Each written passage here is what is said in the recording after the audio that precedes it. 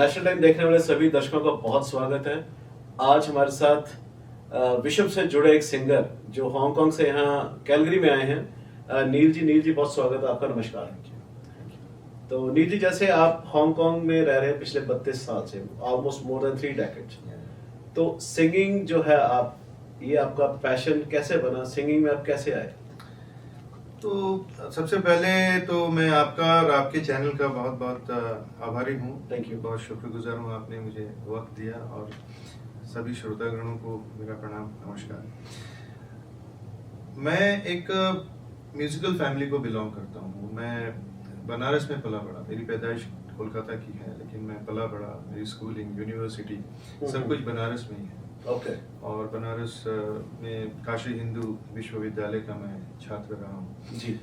और संगीत से मैं बचपन से, जब से मैंने होश संभाला तब से ही मेरा जुड़ाव है, क्योंकि मेरी माता श्री बहुत ही प्रख्यात ठुमरी गायन में वो निपुणा थी और बहुत ही फेमस, और कहूँगा कि एक तरह से एक पिलर हैं वो, आज भी मानी जाती हैं हिंदू ठुमरी, बनारस घराने की ठुमरी से अच्छा जुड़ी हुई थी, और उनका देहांत हो गया 2013 में। तो संगीत तो हर प्रकार का संगीत हमारे घर में हमें सुनने को मिलता था। जी जी। मेरे फादर भी माउथ ऑर्गन प्लेयर थे। ओके जी। तो बहुत हिंदी फिल्म और क्लासिकल, सेमी क्लासिकल, सारे मतलब जितने भी रंग हैं म्यूजिक के, वो सारे हमें सीखने को, समझने को मिले बचपन से।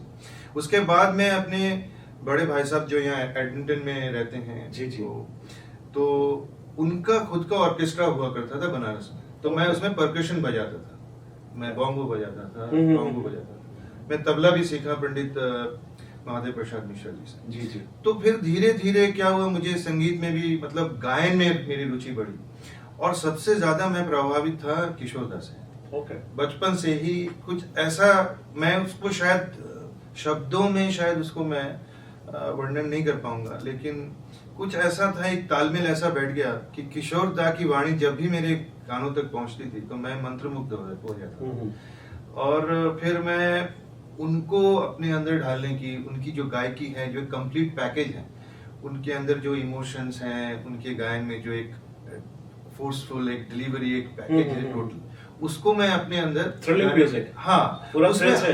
और सारे रंग मिलेंगे आपको, चाहे वो रोमांटिक गीत हो, चाहे सैड हो, हैप्पी हो, हर मूड के गीत गा लेते थे। वर्सेटाइल जीनियस, और सिर्फ सिंगर ही नहीं, वो सब कुछ करते थे। तो मैं वहां से प्रेरित होता था, और जब भी मुझे अगर कोई कहता कि तुम गाना गा के सुनाओ, तो मैं किशोरदा के गीत सुनाता था। हालांकि एक आध भजन ठुमरी मैंने माँ जी से भी सीखी, और फादर मेरे हारमोनिका प्लेयर थे, तो उनके साथ कॉन्गो भी बजाता था, वो भी किशोरदा के गीत बजाते थे, गीता दत्त के गीत बजाते थे। तो वहां से मेरी एक तरह से जर्नी स्टार्ट हुई, मैं ऐसा आपसे कह सकता हूँ। को मेरे ब्रदर की भी ऑर्केस्ट्रा थी, और फिर धीरे धीरे बेसिकली आप कह सकते हैं कि ये फैमिली से इंस्पिरेशन मिलती है। Absolutely, और absolutely. आपको तो लेगेसी में म्यूजिक ही मिला है, जिसमें हम उसको सिंगिंग भी कह सकते हैं, और म्यूजिशियंस भी आपके घर में ही थे। तो सारी चीजों का कलेक्टिव कॉम्बिनेशन आप हैं। तो जैसे आपने कहा कि किशोरदा के आपको गाने बहुत अच्छे लगते हैं, गाना अच्छा लगता है, तो पहले किशोरदा के लिए 2 लाइनें हमें जरूर सुनाएं। तो एक गीत है जो मित्रता को, दोस्तों के लिए ये मैं गाऊं, उनको समर्पित है।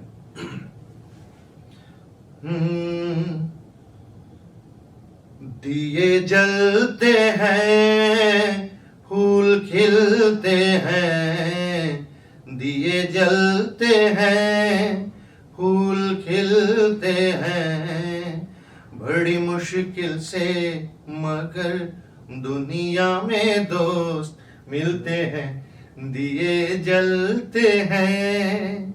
क्या बात है, एक मिसाल खड़ी की है अपने दोस्ती को लेके। और आपके दोस्त भी हमारे साथ ही आए हुए हैं। सबसे बड़ी चीज तो ये है कि जो दोस्ताना है, ये बड़ा एक ना अटूट बंधन है। सर क्या है कि दोस्ती वो रिश्ता है, दोस्त वो लोग हैं जो इंसान खुद चुनता है।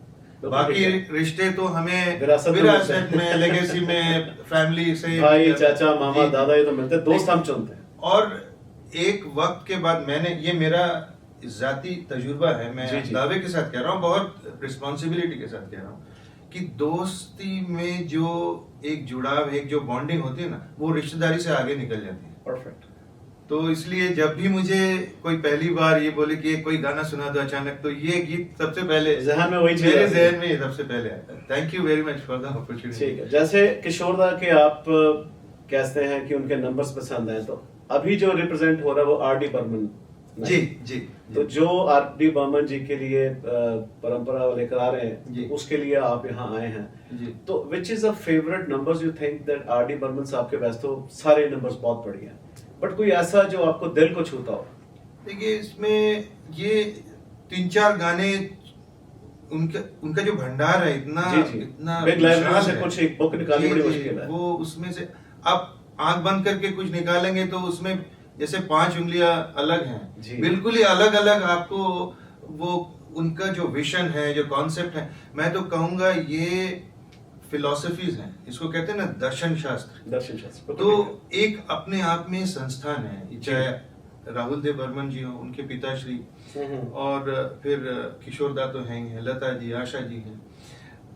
आप अगर पिक्चराइजेशन की बात करें तो अमिताभ बच्चन, ये लोग जो हैं, यही मेरे ब्रह्मा विष्णु महेश है हमारे लिए। अगर मैं हिंदी फिल्म इंडस्ट्री की बात करूं, और मैं ये एक्रोनिम बॉलीवुड कतई इस्तेमाल नहीं करता हूं, कॉन्शियसली नहीं करता हूं, क्योंकि जिस एरा से हम लोग बिलोंग करते हैं और जिनसे हम रिप्रेजेंट करना चाहते हैं, वहां ये बॉलीवुड शब्द बिल्कुल भी वो मेल नहीं खाता। हाँ, तो इसलिए अगर आप बोलें कि जैसे कि अभी आपने कहा कि 1 2 3, अगर मैं कहूं कि कौन सा गीत ऐसा है जो आपके जहन में आए, तो हम लोग बॉन्डिंग की बात कर रहे हैं। करेक्ट। एक ऐसी रिश्तेदारी जो ह्यूमैनिटी सबके साथ। अभी यहाँ मेरे बड़े भाई साहब रहते हैं एडमिंटन में, श्री इंद्रनील चौधरी, मेरी भाभी जी हैं लिपिका चौधरी, मेरा नेफ्यू है अभिषेक चौधरी। तो उनके साथ मैंने देखा रह के कि एक पूरा समुदाय, एक पूरा शहर का शहर, क्या पूरा देश का देश जुड़ा हुआ है। यहाँ पे आके मैं जय साहब से मिला, सोहेल साहब से मिला, जोशी जी वो मेरे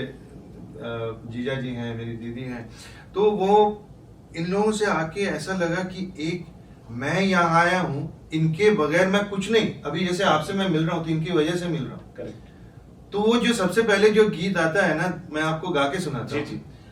हमें और जीने की चाहत न होती अगर तुम न होते, अगर तुम न होते, हमें और जीने की चाहत न होती अगर तुम न होते, अगर तुम न होते। अभी ये देखिए, एक अलग ही जॉनर का गीत है, और ये मैं हमेशा मेरी जो पत्नी है, मैं उनको डेडिकेट करता हूँ, सोनाली चौधरी को, और मेरे 2 प्यारे बच्चे हैं अनुशील और आयुष, उनको मैं ये डेडिकेट करता हूँ कि अगर फैमिली सपोर्ट ना हो, और मैं कनाडा आया हूँ 4थी बार, ये सिर्फ और सिर्फ मेरे ब्रदर, मेरे इंद्रनील चौधरी और मेरी भाभी जी लिपिका, इन लोगों की वजह से मैं आया हूँ। तो इन लोगों की सपोर्ट के बगैर मैं एक कदम भी आगे नहीं चल सकता। ये म्यूजिक आपके अंदर भी है, मेरे अंदर भी है, सबके लाइफ में अपना अपना मोटिवेशन है। कौन सा मोटिवेशन किस वक्त काम आ जाए, आपको कहाँ आगे लेके जाए, वो तो खुद इंसान ही बता सकता है, और कभी कभी समझ में भी नहीं आता, वो सबकॉन्शियसली हो जाता है। मुझे लगता है म्यूजिक एक ऐसी चीज है कि जिससे आप अपनी कोई भी स्ट्रेस है, प्रॉब्लम है, जो म्यूजिक सुनते हैं शायद वो हमेशा खुश ज्यादा रहते हैं। जो एक पर्सनली हमने एक चीजों को नोट किया है, म्यूजिक लवर जो होते हैं उनका, आप तो एक पैशन है, आपका एक प्रोफेशन है, आप कह लो कि आपको गाना पसंद है, आप गाना गाना चाह रहे हैं, लेकिन आपसे जो सुनने वाले हैं, क्योंकि आपके लिए एक वो चैलेंज होता है कि जो आप गा रहे हैं वो डिलीवर हो रहा है कि नहीं प्रॉपरली। बिल्कुल। तो जब आप किसी शो पे जाते हैं तो हाउ डू यू फील, कौन सी दिमाग में हमेशा एक चीज रहती है कि यार आज मैं परफॉर्म करने जा रहा हूँ, तो किस चीज को लेकर मैं पहले आगे चलो। कई बार प्लानिंग होती है कि मैंने ये नंबर्स गाने, लेकिन मौके पे वो चीजें कई बार चेंज होती है। एग्जैक्टली। ये देखिए, ये बात वही कर सकते हैं जो ऐसे लोग जैसे आप लोग हैं, जो समझते हैं। आप मतलब डेस्क के इस साइड भी हैं, उस साइड भी, तो हर इंसान में कला छुपी होती है। वो तो आपने 2 अलग अलग पहलू छोड़े हैं, ठीक है। अभी जो आपने एक बात कही है इसमें दो अलग अलग पहलू, मैं Correct. दोनों का जवाब दे दूं संक्षेप में। जी जी। पहली बात तो ये ट्रेस बस्टर है या नहीं, बिल्कुल है। म्यूजिक, कोई भी म्यूजिक हो, क्लासिकल हो, सेमी क्लासिकल हो, हिंदी फिल्म हो, लोकगीत, लोक शास्त्र जो लोक संगीत से उठ के आया है, कोई भी हो, इंडियन हो, वेस्टर्न हो, एक थेरेपी है। म्यूजिक इज ए थेरेपी, ये हम सब समझते हैं। लेकिन मैं आपके दर्शकों से, श्रोतागणों से मैं माफी मांग लेता हूँ पहले ही। मैं जो अभी कहने जा रहा हूँ बहुत लोगों को पसंद नहीं आएगा। जो आज का म्यूजिक है, खासतौर पे जो हिंदी फिल्म इंडस्ट्री का जो म्यूजिक बन रहा है, वो अलग से स्ट्रेस देता है, मुझे तो देता है।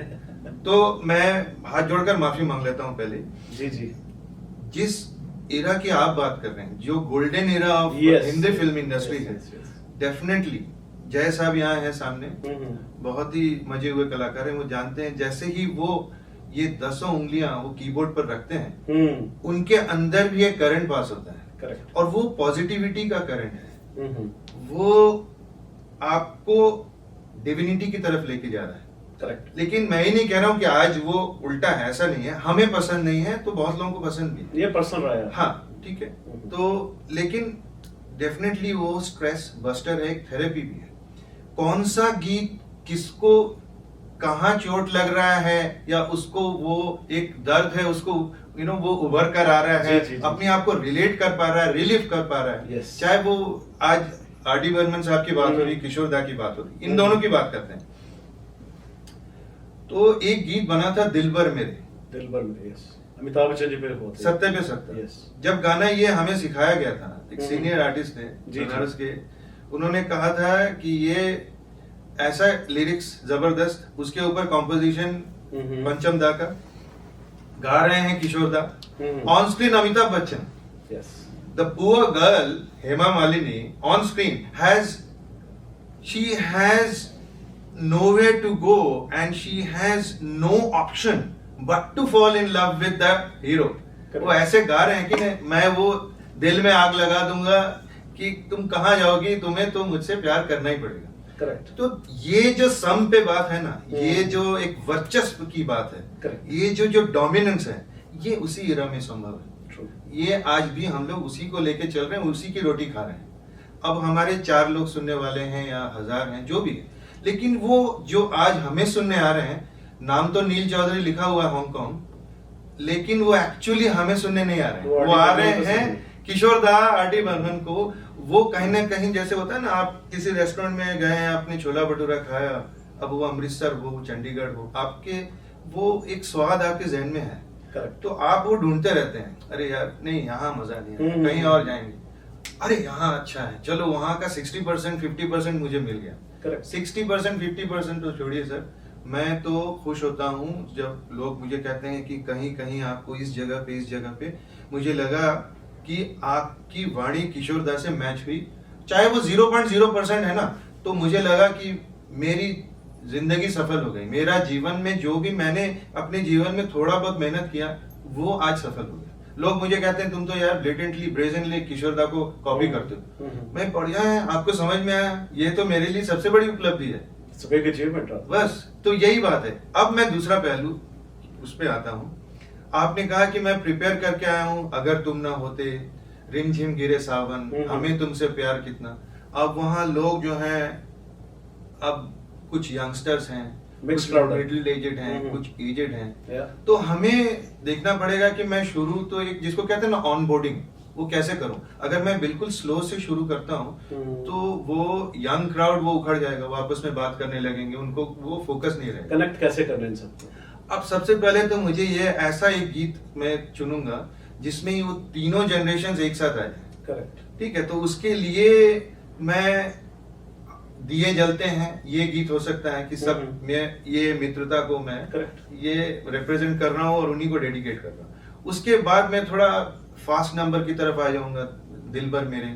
उसके बाद में हमको तो यारा तेरी यारी जान से प्यारी, तू चाहे तोड़ दे, तुझको जीवाना कैसे छोड़ दे, कैसे छोड़ दे। इस तरह के गीत थोड़ा सा हो जाए, फिर मैं अगर तुम ना होते पे आ जाऊंगा।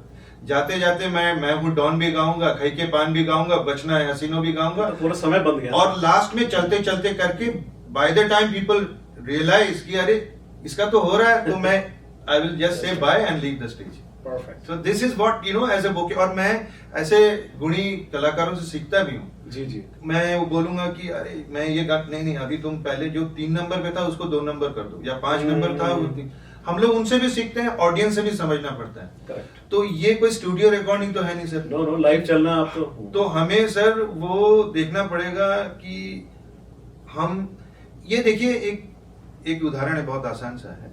लाइव परफॉर्मेंस ठीक वैसा ही है जैसे कि मोबाइल का वायरलेस से कनेक्टिविटी। अगर आपका वो कनेक्शन बैठ गया तो आप हिट हैं, वरना आप ढूंढते रहेंगे भाई कहाँ है कनेक्शन। दैट्स राइट, बस इतना ही। वाईफाई की बात करते हैं तो जो कनेक्शन की बात हम कर रहे हैं, जैसे अब RD वर्मा नाइट्स पे आप आ रहे हैं, तो what is your message to our all Calgary people? चौथा साल है, 4th विजिट है, तो इस बार क्या कुछ नया करने वाले हैं आप? देखिए मैं तो मैं ड्यूरिंग माय फॉर्मेटिव इयर्स, जब मैं बड़ा हो रहा था, फिर मैं टीन एज में आया, तो मुझे अपनी लिमिटेशन सबसे पहले समझ में आ गया। उसमें मेरा दिमाग चलता था कि मैं वर्सेटाइल नहीं हूँ और मुझे कुछ स्पेशलाइज करना है। और जैसा कि मैंने आपको बताया, मेरे इष्ट देव, मेरे परमात्मा वो किशोरदा है। सबसे ज्यादा गाने अगर मैंने जीवन में सुने हैं तो मेरी माता जी विदुषी पूर्णिमा चौधरी की, और हारमोनिका में माउथर्गन में मेरे पिताश्री उदित भास्कर चौधरी जी जी, और उसके बाद किशोरदा।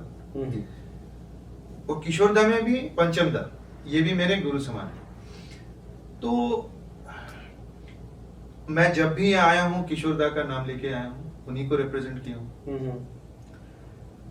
इस बार ऐसा है कि पंचमदा किशोरदा का एक कॉम्बो जो हम और जय भाई हम लोग ये प्रस्तुत करने जा रहे हैं कैलगरी में। एडमिंटन में भी शोज है। तो मैं खास तौर पे अपने जो मेरे युवा जो मेरे मित्रगण हैं, जो बच्चे मैं कहूंगा, मैं उनसे कहूंगा कि आप वर्सिटिलिटी की तरफ जाइए, जरूर जाइए। हर तरह के रंग के गीत आपको गाने चाहिए, लेकिन उसमें भी अपना एक आइडेंटिटी बनाइए कि आपको सबसे ज्यादा पसंद कौन है। आपको अगर गुरदास मान जी पसंद है तो आप उनके गीत गाइए, कोई प्रॉब्लम नहीं। आपको रफी साहब पसंद है, क्या बात है, रफी साहब गाइए। आप सब तरह के रंग जो हैं आप अपने जीवन में ढालने की कोशिश करिए, बिल्कुल करिए, लेकिन आपकी खुद की आइडेंटिटी क्या है? वो डायरेक्टली आप जो आजकल के ये जो रियलिटी शो में बोलते हैं ना, ओरिजिनल बनो ओरिजिनल बनो, वो हमारे संस्कृति में फिट नहीं होता है। शुरुआत में आपको सबसे पहले जब साइकिल भी सिखाई जाती है ना, तो उसमें वो सपोर्ट सिस्टम होता है। उसके बाद धीरे धीरे आप कुमार शानू जी का वो आप देख लीजिए उदाहरण, वो किशोरदा को फॉलो करते, फिर करते करते उन्होंने अपना एक मुकाम बनाया।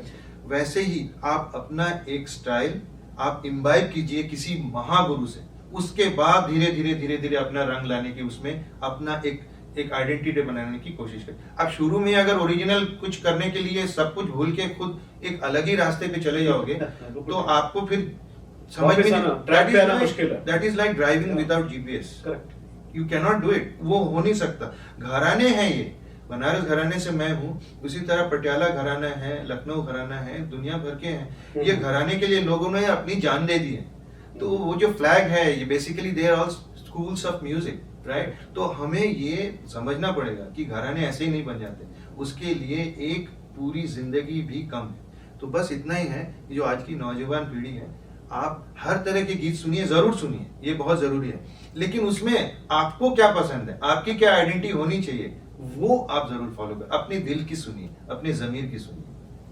तो ये तो थी नील जी से बातें, और ये तो थी सिर्फ बातें, और रहा संगीत का सफर, वो हम RD वर्मा नाइट पे से जरूर लेंगे, जो परंपरा एंटरप्राइजेस जो करा रहे हैं। तो आप डेट नोट कर लीजिए, you have to come on that show. Already बहुत सारे सिंगर्स, बहुत सारे स्टार्स वहां पे आ रहे हैं, और जो चैलेंजिंग चीज होती है कि सबको बैठ के सुनना अलग अलग, वो आपके लिए होगी। तो आपको चुनना है कि समय पे आके कोई चीज मिस ना करे, तो टाइम पे जरूर पहुंचिएगा और शो का लुत्फ लीजिए। और नील जी से अगली बार मुलाकात करेंगे और डिटेल में बातें करेंगे। तब तक देखते रहिए नेशनल टेक। धन्यवाद। Thank you very much.